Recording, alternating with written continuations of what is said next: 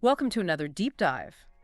Today we're going to be looking at the work of Alan Watts.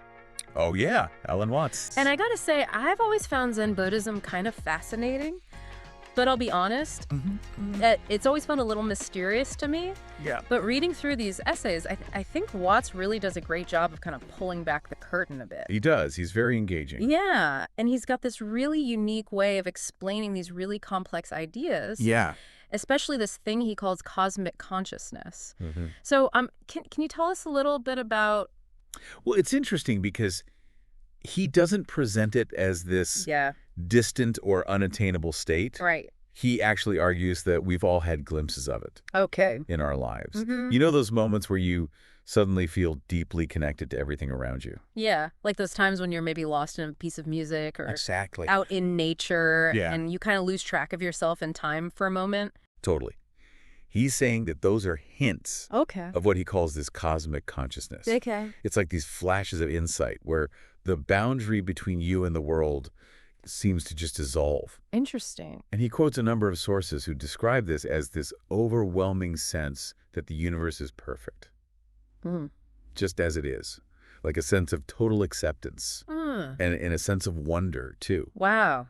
And it's not about achieving this permanent state of bliss either. Yeah. It's more like a shift in perspective Yeah, that kind of stays with you. that makes sense.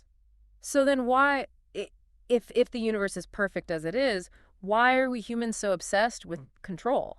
Well, this is the paradox that Watts is really exploring here. Okay. And he suggests that humans, by our very nature, with our intelligence and our planning, Yeah. we're constantly trying to impose order on a world that already has its own order. Right. And he points out that this obsession with control is actually what leads to a lot of our anxiety. So we're actually creating the problem We are, in a sense, yeah. by trying to solve it. Yeah.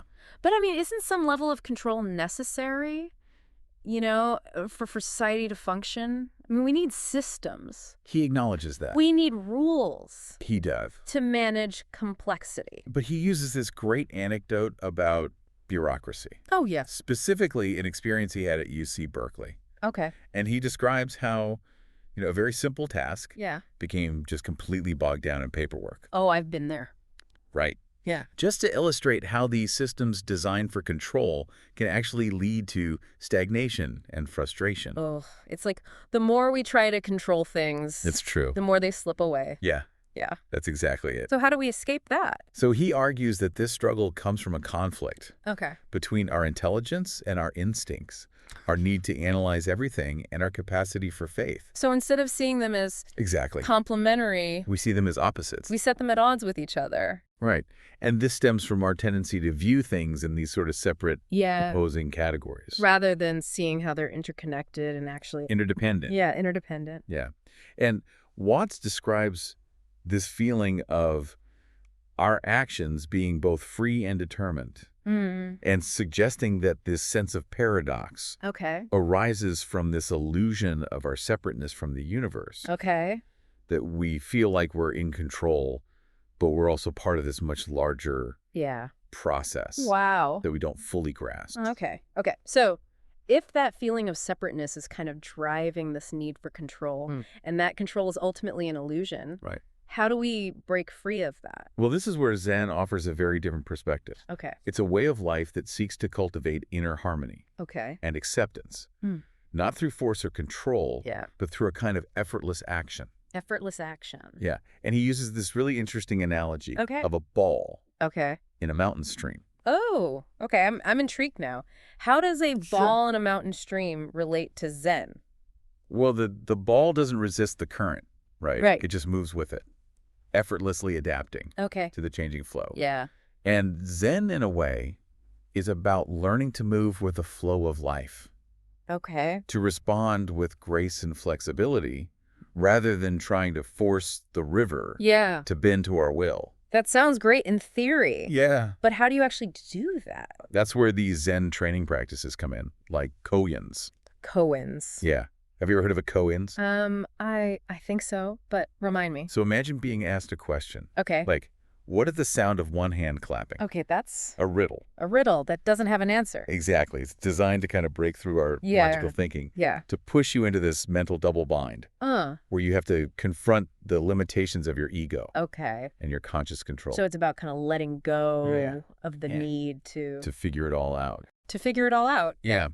And Watts describes this process as a merging of thinker and thought, subject and object. And that's when you start to see... And in that surrender, you can experience a glimpse of that interconnectedness that we were talking about. Okay, so that's fascinating. But even within Zen, okay.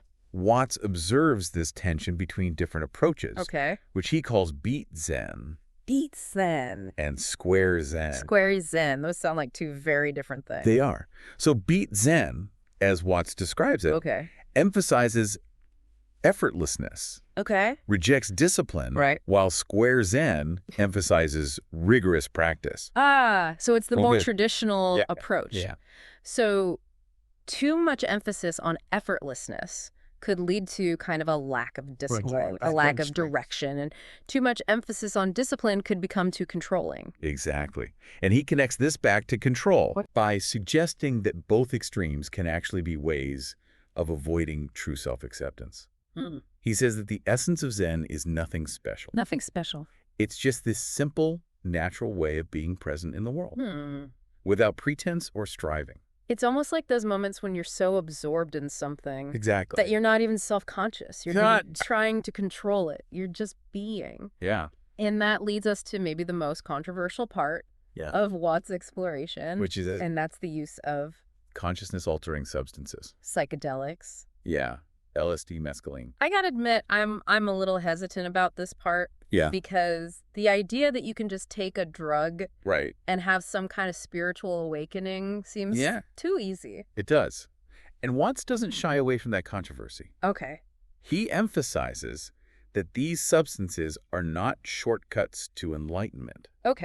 He sees them more as tools that can facilitate insight. You know, like a telescope helps us see distant stars. So it's not about the substance itself. It's about how you use it. It's the intention. And the intention behind it. Exactly. He stresses responsible use. Self-observation. And, you know, careful integration of the experience.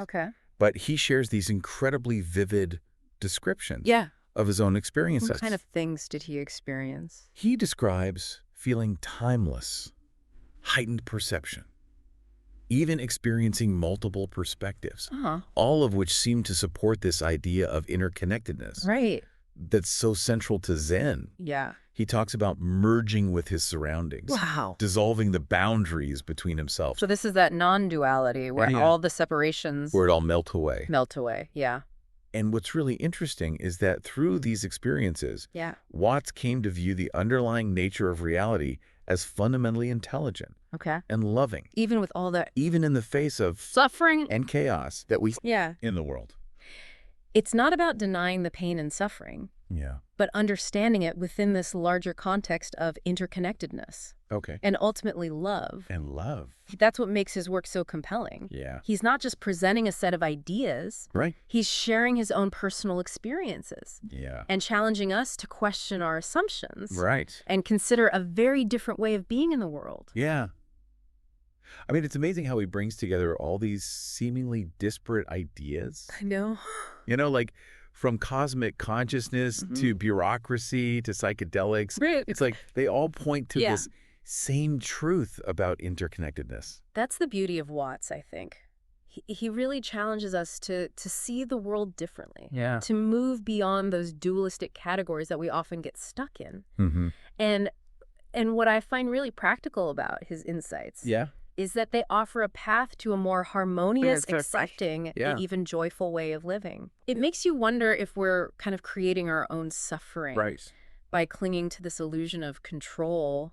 I think that's a question worth pondering. You know, if, as Watts suggests, our everyday perception is a kind of waking dream, what would it mean to truly wake up to the reality of this interconnectedness? I don't know. It's almost like learning to move through the world with more intention, more awareness, embracing the present moment, and letting go of that need to control. Absolutely. I think that's beautifully put. Yeah. It's about finding that balance between effort and ease, recognizing that we're both individual actors and participants in this larger cosmic dance. I love that this deep dive has been really eye-opening. I feel like I have a whole new perspective on Zen. Good. And really on how I approach life in general. That's great to hear. I think ultimately Watt's work is an invitation to explore, to question our assumptions, and to discover a deeper, more connected way of being in the world. Well said. And to our listeners, we hope this deep dive has sparked Yeah. some new insights and questions for you as well. For sure. Thanks for joining us on this journey into the mind of Alan Watts.